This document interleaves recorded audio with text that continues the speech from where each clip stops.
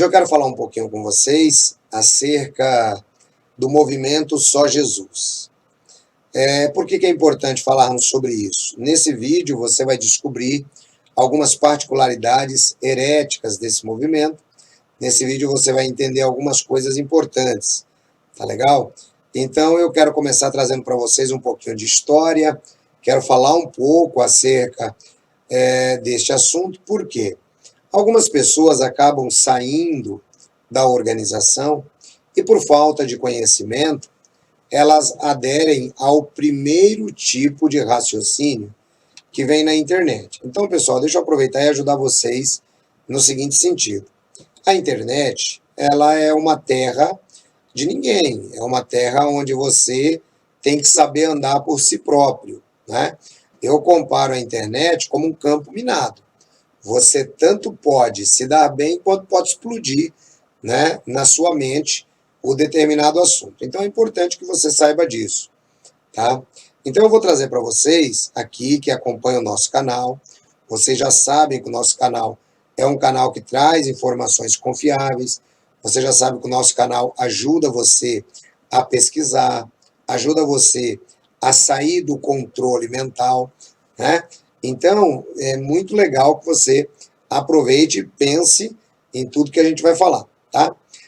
Por que a gente vai falar sobre isso? Algumas pessoas deixam, não é, a associação e aí elas ficam simplesmente desesperadas, né? Por que elas ficam desesperadas? Bom, primeiro porque não conhece, né? É a mesma coisa, eu já usei esse exemplo e vou usar de novo. Se você está em uma estrada, essa estrada ela tem curvas sinuosas, mas você tem um bom mapa e você obedecer às placas, a grande probabilidade de você chegar nessa estrada, mesmo sem conhecê-la, será muito grande. Agora imagine que você não conhece a estrada, você pega o mapa, dá uma olhada superficial, você não respeita as placas, a probabilidade de você sofrer um acidente também será muito grande. Então, o nosso canal, ele pelo menos, ele se preza, né, da seguinte maneira. Nós entendemos que nós ajudamos você a ver o mapa, que é a Bíblia, e ajudamos você a ver as placas, que são as situações que você encontra na internet, ou seja, você tem um lugar para você parar e comparar. Como é que eu faço, ancião, para comparar? Bom, basta você digitar no nosso canal JWR tal assunto. Puxa, não achei. Então você vai no canal Pela Bíblia tal assunto e provavelmente você vai encontrar, tá bom? Bom, vamos falar um pouquinho sobre esse movimento. Por que é interessante? Algumas TJs saem da organização e aí eles dizem assim, olha, primeira coisa que o pessoal começa a dizer, né, que é uma grande falta de entendimento, uma grande falta de conhecimento. São alguns assuntos. Primeiro, ele diz assim, olha, como ele era testemunha de Jeová, então agora para ele tudo que diga respeito à testemunha de Jeová, para ele tem simplesmente paura. Ai, não quero saber, testemunha de Jeová, não quero. Não. Pessoal, a primeira coisa que vocês precisam entender é o seguinte. Testemunha de Jeová surgiu oficialmente no ano de 1931. Oficialmente, tá? Porque o primeiro grupo era o grupo dos estudantes da Bíblia. Somente após o cisma de 1917, sendo conduzido até 1931, é que as testemunhas fazem a ruptura com os estudantes da Bíblia através de seu presidente, Joseph Franklin Rutherford. Tudo isso você pode entender no nosso livro Testemunhas de Jeová, Proclamadores do Reino de Deus, que nós sempre estamos falando e no final eu vou falar mais um pouquinho sobre ele, então fique atento. Bom, aí o que acontece? Normalmente, a pessoa sai com paura das testemunhas. Ela diz assim, ai meu Deus do céu, não é? Ai, e agora? Então, gente, primeira coisa que você precisa parar e entender é assim, Testemunha de Jeová é uma seita criada em 1931. Esse é o primeiro ponto. Então você tem que entender que tem história antes de 1931. Eu sempre tenho recomendado que as pessoas que me acompanham aqui no nosso canal estudem história da igreja. Vai na internet, pesquisa história da igreja. Você vai se chatear, você vai se decepcionar, mas você vai aprender, tá? Isso é um ponto importante. E se você tiver Cristo com você, as decepções e as chateações vão passar por alto, tá? Então, esse é um ponto muito importante. Por que eu estou falando isso? Porque normalmente uma testemunha sai, ele sai pesquisando qualquer coisa na internet, aí ele escreve qualquer coisa aqui no nosso canal, e ele quer viver qualquer coisa. E uma grande maioria, novamente, quer estar debaixo de um jugo, né, de escravidão humana. Então a gente tem tentado ensinar, tem tentado ajudar. Então, por exemplo, existe uma diferença quando eu faço uma live, né, eu faço uma live tratando de tal assunto, que são as lives ao vivo. Tá? As lives ao vivo, eu vou tratar de um assunto, né, os comentários estarão abertos para todo mundo. Existe diferença, lives como essa, que a partir de então agora eu pretendo fazer gravadas, né, para poder todo mundo se concentrar e aqueles que desejam de verdade aprender. Então aí fica mais fácil para todo mundo, tá? Então eu quero falar sobre o movimento Só Jesus. Por que eu vou falar do movimento Só Jesus? Eu vou falar do movimento Só Jesus porque algumas TJs já têm escrito para mim e dito, olha, então quer dizer que agora eu tenho que me batizar no nome de Jesus? Puxa vida, então agora eu entendi tudo. Bom, então deixa eu te falar uma coisa. Na realidade você não entendeu nada. Vamos começar do zero? Vamos começar tentando entender? Então, primeiro ponto, não é? Vamos entender um pouquinho, falar sobre um herege da igreja chamado Sabélio. Tem algumas palavras que eu incentivo que você pesquise na internet. Então, sempre que a palavra for para pesquisa, eu vou dizer para vocês, pesquisar, tá? Então, a primeira palavra que eu quero falar para vocês é sobre Sabélio, tá bom? Sabélio, ele era um presbítero da igreja cristã do norte da África. Então, primeira lição de casa para você, eu preciso saber quem é Sabélio, tá? Preciso saber quem é Sabélio. Então, você tem que estudar sobre Sabélio. O que Sabélio ensinava? Bom, Sabélio, ele é do 3º século, tá bom? E o Sabélio, ele é um dos oponentes à doutrina da Trindade, tá? Segundo Sabélio, Jesus era o Jeová do Antigo Testamento e a única pessoa da divindade. Essa era a visão de Sabélio. Então são chamados sabelianos. Então o Sabélio acreditava assim, olha, só existe o Jeová e Jeová é a única pessoa da divindade, tá? Aí ele dizia também o seguinte, que os termos como Pai, Filho e Espírito Santo se referiam apenas a certos aspectos do caráter de Jesus e não das outras pessoas. Assim, o que Sabélio ensinava? Bom, Sabélio ensinava, né, que sendo Pai, Filho e Espírito Santo, eram apenas nomes diferentes para o mesmo ser divino. Então veja, desse conceito de Sabélio é que a Sociedade Torre de Vigia retirou o conceito de Trindade pregado na sua brochura Deve-se Crer na Trindade. Tá? Então a Sociedade Torre de Vigia pegou o conceito de Sabélio e ensina na sua brochura que os cristãos acreditam em um Deus que tem apenas um corpo, mas tem três faces, né, no caso, né, como aquela que tem na doutrina, na brochura da Divina Trindade. Uma face aqui, uma face aqui, uma face aqui. Então, veja, esse é um conceito sabeliano, tá? Bom, Sabélio foi rejeitado e disciplinado pela igreja, tá bom? Só para você saber que o conceito que a Sociedade Torre de Vigia ela tem sobre a Trindade é um conceito que foi rejeitado pela Igreja Cristã, tá bom? Essa concepção de Sabélio, ela desapareceu no início do V século, tá? Ela foi rechaçada pela Igreja, mostrou-se que Sabélio era um herege, e assim a Igreja Cristã prosseguiu com a sua doutrina, que é a doutrina que nós temos ensinado, que Pai é Pai, Filho é Filho, Espírito Santo é Espírito Santo, e, no entanto, embora sejam três pessoas distintas, são pessoas que compõem a divindade, tá? Chamada Deus. Então, essa é a doutrina da Igreja Cristã, não é a doutrina de Sabélio. Tá legal?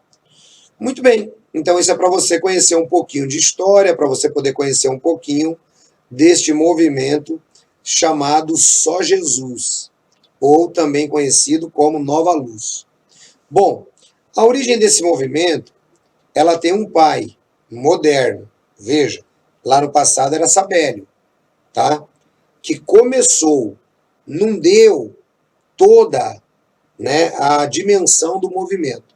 Mas nos dias atuais, né, tem um homem chamado John S. Shipp, tá? E John S. Shipp, ele começa no ano de 1913 a dizer que teve uma revelação, né, acerca do poder e do nome de Jesus. Uma coisa que eu quero dizer para vocês é o seguinte: normalmente, todos esses profetas, né, eu tenho que evitar de usar algumas palavras, porque o YouTube ele está cerceando bastante, né, palavras que a gente usa. Então, eu peço para você que não se preocupe. Não é que a gente está perdido, não é nada disso. É que a gente precisa escolher melhor as palavras aqui no YouTube. Tá? Então, esse profeta, não é? Então, ele começou a dizer que teve uma visão. É muito interessante, eu gostaria de considerar com vocês o livro de Colossenses. Aqui no capítulo 2, eu gostaria que vocês vissem algo que o apóstolo Paulo nos preveniu já desde o passado, que nós deveríamos tomar cuidado com algumas pessoas que estariam falando assim, olha, Colossenses capítulo 2, versículo 18 e 19.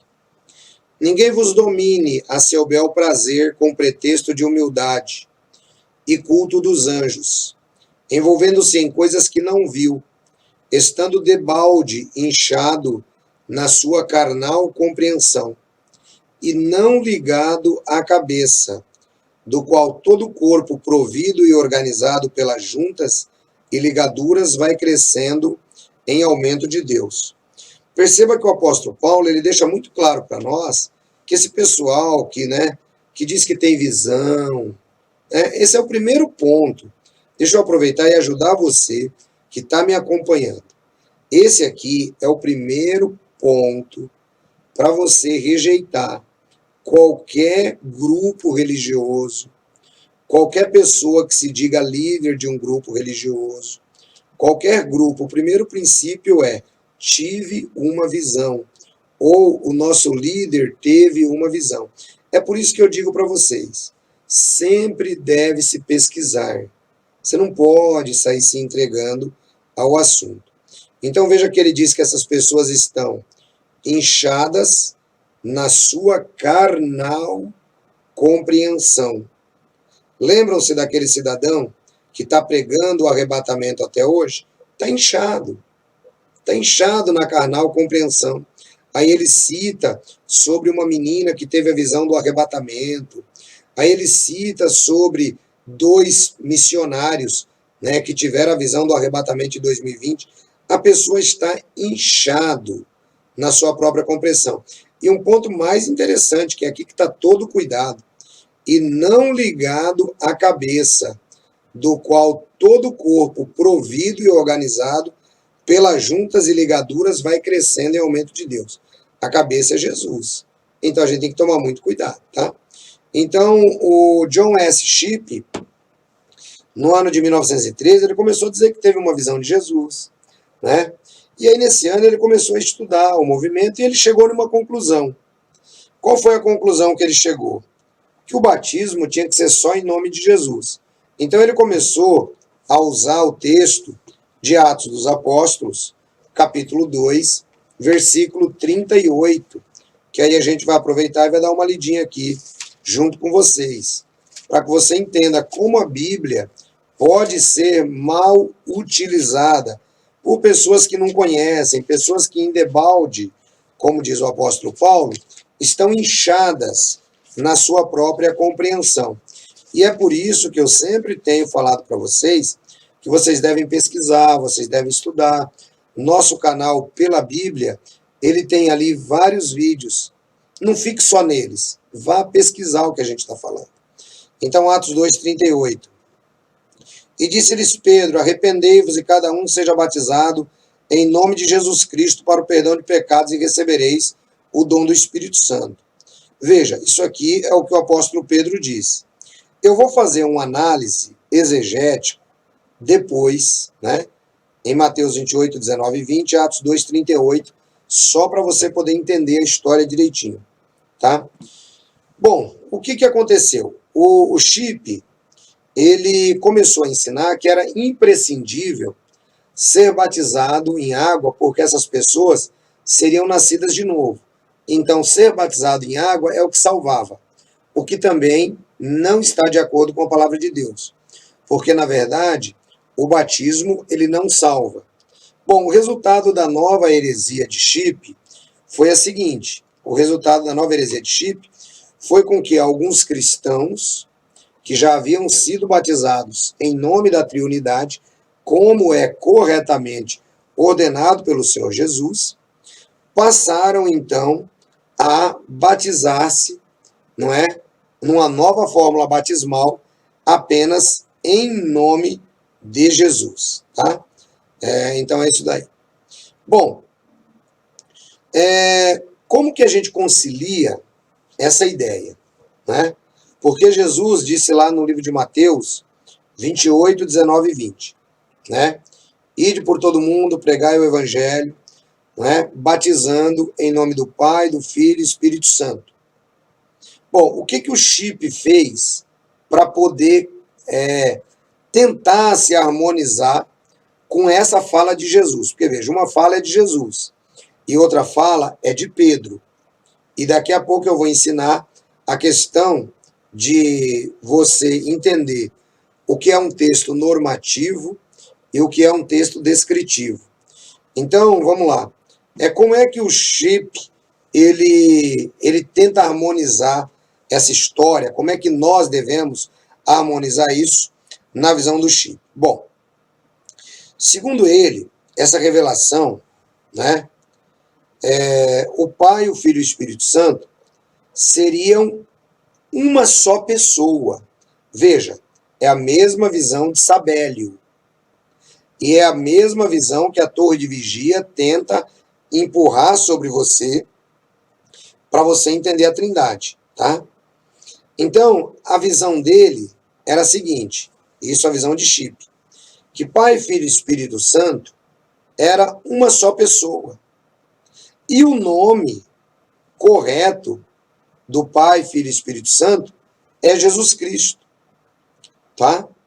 E é por isso que deveria ser batizado apenas no nome de Jesus, tá bom? Agora, veja só que coisa interessante. Segundo Shipp, que copia a ideia de Sabélio, a ideia dele é que Jesus ele se revelou em aspectos distintos da sua natureza.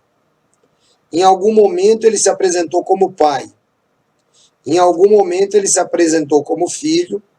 E em algum momento ele se apresentou como Espírito Santo. Isso é chamado, na teologia, de sabelianismo modal. Tá? Modal, porque vem de mudança, tá? Mudança de forma. mudança de identidade em ocasiões, tá? Então, ele diz que em um determinado momento, o pai se apresentou como filho, depois o filho como Espírito Santo. É a mesma ideia de Sabélio, de sabelianismo. Porém, não eram personalidades distintas, tá? Portanto, dessa maneira, Sabélio e agora Chip, no nosso século XX, defendiam o quê? Defendiam que a única divindade constituída era somente Jesus. Esse movimento, ele passou a se expandir, né? E como resultado desse movimento, hoje nós temos uma igreja no Brasil que, se você, por acaso, passar na calçada dela, eu vou lhe sugerir que você passe para outra calçada, né? Chama-se Igreja Pentecostal Unida.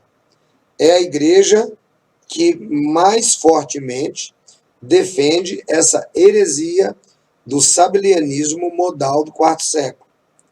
Então você agora já está sabendo que essa ideia de batismo em nome de Jesus apenas é uma heresia, né, fundada por Sabélio, foi rejeitada pela igreja primitiva, e que ao mesmo tempo esta heresia ela agora aparece através de Chip, tá, em 1913, se expande, e nós temos hoje a maior representação, que é a Igreja Pentecostal Unida do Brasil, tá? Então, guarde bem esse nome para você saber. Bom, como tem uma mãe, que é a Igreja Pentecostal Unida, e tem um pai que é Chip, claro que vai ter outros grupos menores que vão ramificar, tá? Então nós temos algumas igrejas independentes que continuam a pregar exatamente a mesma ideia de Sabélio e a mesma ideia de Chip, tá? E adotam exatamente a mesma expressão que as testemunhas de Jeová adotam de nova luz. Então o que a gente precisa entender em primeiro lugar? Nós precisamos entender que hoje, né, as igrejas cristãs, elas rejeitam definitivamente esta heresia, tá? Então tá aí uma heresia para que você possa começar a entender. Bom, vamos prosseguir, né? Na verdade, eu sou um grande defensor do nome de Jesus, sempre tenho ensinado para vocês, mas ao mesmo tempo se torna necessário entender que a triunidade de Deus, tal como a Bíblia ensina, ancião, e como é que a Bíblia ensina? A Bíblia ensina assim: o Pai é uma pessoa, o Filho é outra pessoa e o Espírito Santo é outra pessoa. São três pessoas que compõem a divindade chamada Deus. Alguns cristãos têm dificuldade de entender isto. Por quê? Porque na nossa concepção helenizada, nossa visão grega, nossa visão de mundo, a nossa cosmovisão religiosa, a gente passou a entender que Deus é um ser que está no céu, sentado, ele tem uma barbona branca, que ele é o antigo de dias, e ele está lá sentado e ele é o reizão, ele é o Deus. Essa é a concepção que venderam para vocês, que é a concepção de Zeus. Tá? Os nomes até se parecem. Deus e Zeus. Essa é a concepção de Zeus, da mitologia grega. Então, tudo que você aprendeu sobre Deus, né, na Igreja Católica, né, e aprendeu na Organização das Testemunhas de Jeová, não é o Deus da Bíblia. Você aprendeu sobre Zeus, tá? O Deus da Bíblia, ele é triuno. Triuno. Eu vou provar para vocês vários textos bíblicos sobre esse assunto. Como que nós podemos ilustrar? Nós podemos ilustrar da seguinte maneira. Primeiro, uma família, ela, embora seja uma unidade, a família, ela não é composta de uma só pessoa. Ela é uma família, mas ela tem mais de 2 membros, que é marido, mulher e filhos. Quando você recebe um convite de casamento, está escrito a família Santos. Não significa que é você que está sendo convidado. É toda a família Santos, independente de quantas pessoas estejam ali. Nós ainda temos uma outra ilustração, que é a do cacho de uvas. Você tem um cacho de uvas, mas você tem diversas uvas. Então, a unidade composta existe, tá? Assim também é Deus. O conceito é de unidade composta. Um único Deus composto por Pai, Filho e Espírito Santo. Tá legal? Então, vamos trabalhar aqui agora alguns textos interessantes para você poder entender. Vamos pegar aqui, ó. Primeiro, se você tem a Bíblia, você pode considerar junto comigo. Êxodo capítulo 20, o versículo é o 2. Está escrito: Eu sou o Senhor teu Deus, que te tirei da terra do Egito, na casa da servidão. Veja, aqui Deus, ele dá um testemunho de si mesmo. Deus dá o testemunho de si mesmo. Olha só que interessante. Bom, onde que a gente vai entender o assunto? Nós vamos ver que, além do Pai trazer um testemunho de si mesmo, o Espírito Santo também traz um testemunho de si, né? Dado pelo próprio Pai. Então, presta atenção junto comigo, como o Pai, ele testifica esse testemunho acerca do Espírito. Aqui no livro de Zacarias, no capítulo 4, e o versículo 6, tá? Então, você poderá acompanhar comigo aí na sua Bíblia. Você vai ver que o Espírito Santo, ele recebe em si o próprio testemunho do Pai. Está escrito assim, ó. E respondeu e me falou, dizendo: Esta é a palavra do Senhor a Zorobabel, dizendo: Não por força nem por violência, mas pelo meu espírito, diz o Senhor dos Exércitos. Então veja, o Pai aqui, ele dá testemunho de si mesmo, lá no livro de Êxodo. Agora o Espírito Santo, né, inspirando as Escrituras, traz o testemunho do Pai, que dá o testemunho do Espírito, tá bom? Depois nós observamos, aqui no livro de João 14:12 agora, o mesmo Pai dando testemunho acerca do Filho. Dá uma olhada junto comigo, João capítulo 14, versículo 12. Pessoal, é o que eu sempre tenho dito, é a Bíblia pela Bíblia. A gente não precisa ir muito longe, né? Eu penso o seguinte, tem gente que vai dizer assim, mas eu não concordo com isso. Então, pessoal, quando eu estudo bastante, vou tentar não concordar com alguma coisa, eu estudo primeiro, tá? Eu não fico baseado naquilo que eu vi na internet, eu vou estudar. Então eu peço a você que estude tudo que eu estou dizendo. Por exemplo, não tem como você tratar a cura de uma doença se você não estudar anatomia humana, né? Então existe uma doença, tá bom. Mas essa doença afeta que órgãos? Então você tem que estudar os órgãos primeiro, tá? Então é muito importante que a superficialidade ela vá saindo. Nosso canal é um canal que entra um pouquinho mais na profundidade. Às vezes a gente tem um pouco de dificuldade porque pessoas muito rasas tentam entrar até nos comentários tentando falar aquilo que elas não conhecem, não estudaram, tá? Então vamos lá para João 14:12. E dizia também ao que tinha convidado: Quando fizeres um jantar ou uma ceia, não chames os teus amigos. Opa, peraí.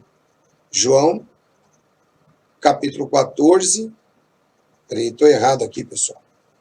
Estou errado aqui, desculpa. A gente vai passando o tempo aqui e a gente vai a gente vai acabando ficando... Estou em Lucas, só um minutinho, peraí. João, capítulo 14, versículo 12, vamos lá.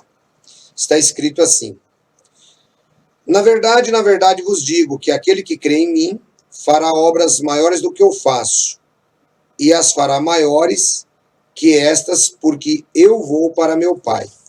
Perceba, olha só que coisa interessante.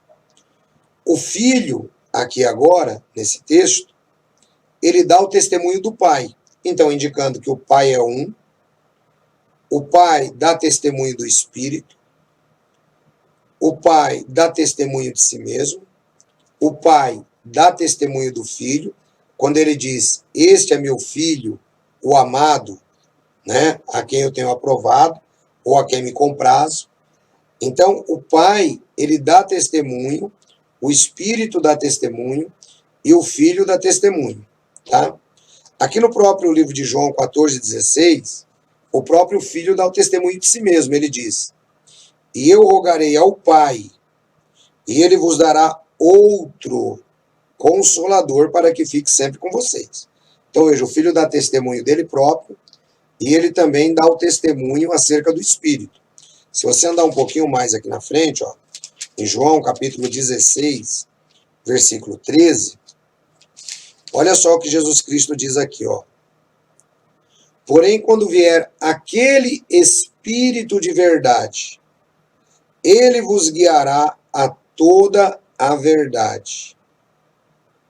Ele me glorificará, porque há de receber o que é meu, e vou-lo há de anunciar. Então perceba que o Filho, ele dá o testemunho acerca do Espírito Santo, tá? O Espírito Santo, por sua vez, ele dá o testemunho acerca do Pai, e também dá o testemunho acerca do Filho. Veja, por exemplo, aqui no versículo 14 do mesmo livro de João. Ele me glorificará. O Espírito Santo glorificará a Cristo. Isso está de acordo com 1 aos Coríntios, capítulo 12, que diz que ninguém pode entender que Jesus é o Senhor, a não ser pelo Espírito Santo de Deus. Tá? Então o Espírito Santo, ele dá testemunho, né? Então o Espírito Santo dá testemunho do Filho, o Espírito Santo dá testemunho do Pai. Se você pegar, por exemplo, Hebreus, capítulo 3, versículo de 7 até o 11, quando ele trata sobre aquele momento das águas de Meribá, você vai ver que o Espírito Santo, ele testifica acerca do Pai. E depois, o próprio Espírito, né, testemunha acerca de si mesmo. Olha que interessante isso. O Espírito Santo testemunha acerca de si mesmo. João 16, 13, ele diz assim, olha, mas quando vier aquele Espírito de verdade, ele vos guiará. Ele vos guiará. Então perceba que o Pai fala do Filho, o Filho fala do Pai, o Pai fala do Espírito Santo, o Espírito Santo fala acerca do Pai e do Filho. De modo que eu acredito que deve ter ficado claro para vocês que Deus, ele subsiste em 3 pessoas, no Pai, no Filho e no Espírito Santo, tá? Essa é a palavra Deus, assim como a família Santos é mais de uma pessoa, a família Deus é mais de uma pessoa, tá bom? Isso também vai ficando claro para a gente, pessoal, em vários outros textos da Bíblia. Por exemplo, quando você pega aqui o Gênesis, no capítulo 1, versículo 26, para isso você precisa aprender a tirar de si a concepção de um Deus, Zeus, tá? Então você tem que tirar de si essa concepção de Deus, Zeus. Você tem que ter o Deus da Bíblia. Então, por exemplo, aqui em Gênesis 1, 26, ele diz assim, olha, e Deus disse, façamos o homem à nossa imagem. Perceba, façamos o homem à nossa imagem. Se Deus fosse esse Zeus que a Igreja Católica prega, ou que as testemunhas de Jeová prega, embora em versões diferentes. Se Deus fosse esse Zeus, estaria escrito aqui na Bíblia: eu vou fazer o homem à minha imagem. Então veja que não. Deus diz: façamos o homem à nossa imagem. Ou seja, Deus compartilha a deidade ou a divindade com mais alguém. Quem é esse mais alguém? Vamos lá. Gênesis capítulo 1, versículo 1 e 2. No princípio criou Deus, Elohim, os céus e a terra era sem forma e vazia, e havia trevas sobre a face do abismo, e o Espírito de Deus se movia sobre as águas. Então veja, o Espírito Santo estava presente na criação. Vamos agora para João, capítulo 1, versículo de 1 a 3, para você poder entender essa história aqui de no princípio, tá bom? No princípio criou Deus o céu e a terra. Então, João, capítulo 1, versículo de 1 a 3, então, olha só o que está escrito aqui. No princípio, lembra lá? No princípio criou Deus os céus e a terra. Lembre-se disso.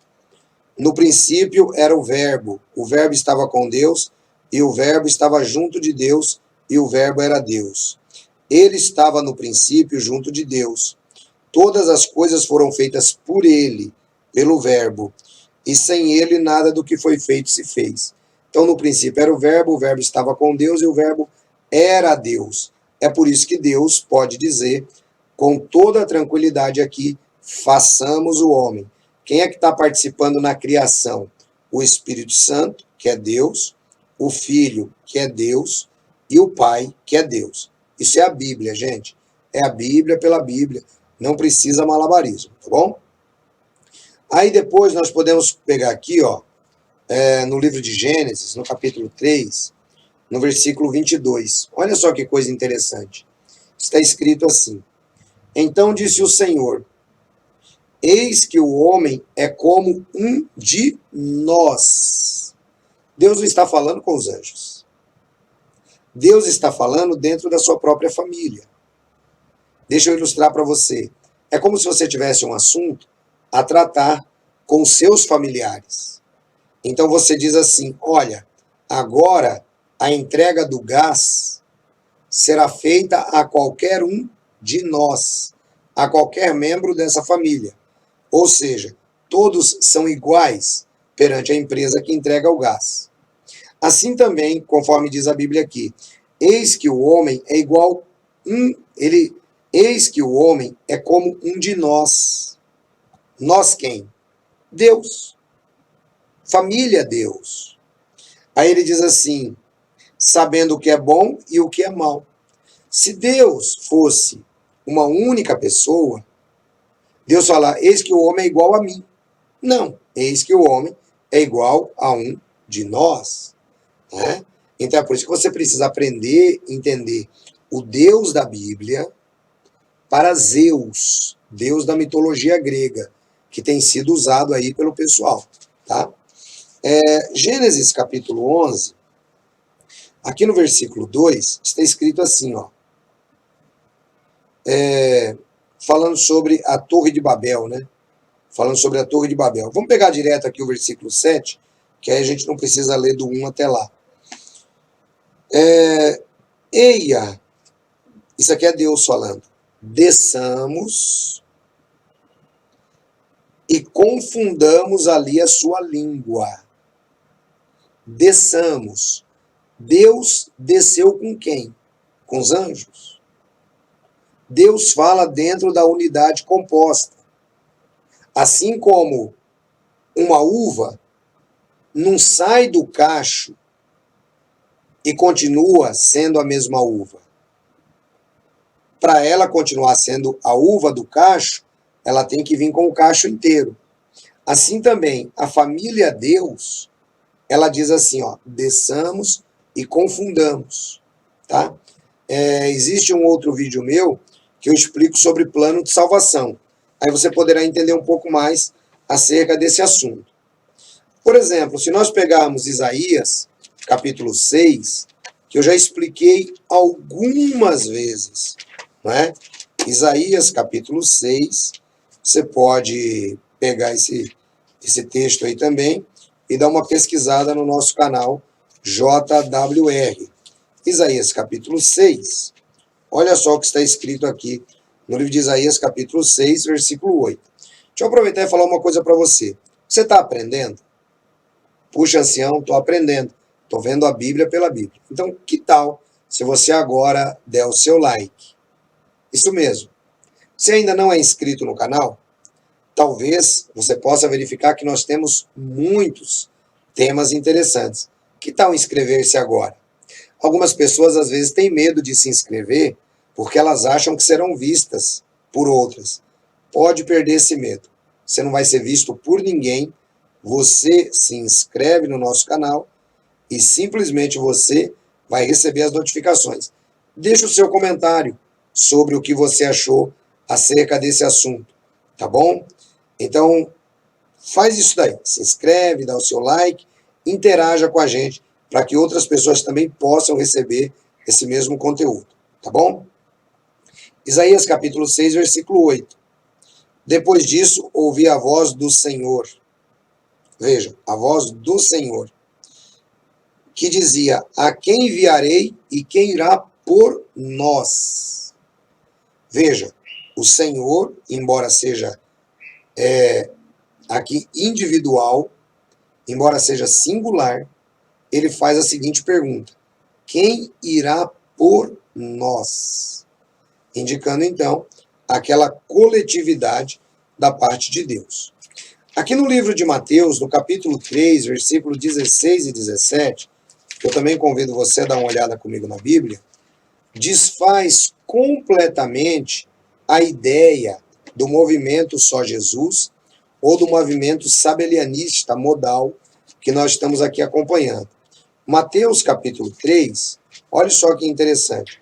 Aqui no versículo 16 e 17 está escrito assim, ó: e Jesus, sendo batizado, saiu logo da água, e eis que os céus se abriram e viu o Espírito de Deus descendo sobre ele em forma de pomba. E eis que uma voz do céu dizia: este é meu filho amado, em quem me comprazo. Perceba, o Pai está no céu falando, o Filho está na terra sendo batizado, e o Espírito Santo, ele vem em forma corpórea de pomba. Então são três pessoas distintas. Não existe essa ideia de um movimento chamado Só Jesus. Mateus 28, 19 e 20, que alguns sectários tentam descredibilizar, é uma das maiores evidências. Jesus Cristo diz: portanto, ide, ensinai todas as gentes, batizando-as em nome do Pai, do Filho e do Espírito Santo. Veja que interessante. As testemunhas de Jeová, por não crerem na triunidade de Deus, já mexem nesse texto e simplesmente hoje citam apenas a primeira parte. Ide a todas as gentes, batizando-as. Rejeitam já o batismo em nome do Espírito Santo e batizam em nome da sua própria organização. O movimento Só Jesus batiza só em nome de Jesus e rejeita o Pai e o Espírito Santo. Então é importante que você entenda isso. Bem, aí nós percebemos também a ação das três pessoas, aqui no livro de 1 Coríntios capítulo 12, na distribuição dos dons espirituais. Veja comigo, 1 Coríntios, no capítulo 12. Né? Olha só o que está escrito aqui. 1 Coríntios capítulo 12, o apóstolo Paulo, aqui no versículo de 4 até o 6, diz assim: ora, há diversidades de dons, mas o Espírito é o mesmo. Perceba. Então, existem os dons, mas o Espírito, uma pessoa, é o mesmo. 5. Há diversidades de ministério, mas o Senhor é o mesmo, Jesus.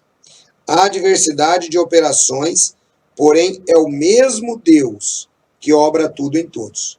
Perceba então que a Bíblia ela é muito clara ao nos explicar a posição do Pai, do Filho e do Espírito Santo. A fórmula batismal ela foi dada em Mateus 28:19, né? Batizar em nome do Pai, do Filho e do Espírito Santo. A igreja cristã sempre pregou esse texto. Esse texto está em todos os manuscritos, né? Esses dias eu recebi uma testemunha de Jeová que me disse que teve uma TJ que falou para ele que esse texto é um texto espúrio. Isso é uma mentira. Nem a própria organização das Testemunhas de Jeová nunca conseguiu contradizer esse texto. E esse texto realmente era um texto muito bom para a Torre de Vigia explorar e contradizer, porque é um texto claríssimo sobre a doutrina da triunidade de Deus. Os mais piedosos líderes da igreja antiga, eles provam que os apóstolos e pastores daqueles tempos batizavam em nome das três pessoas. Batizavam em nome do Pai, do Filho e do Espírito Santo. Existe um livro chamado Ensino dos Apóstolos, ou que também é conhecido como Didaquê. Ele circulava entre a igreja no primeiro século.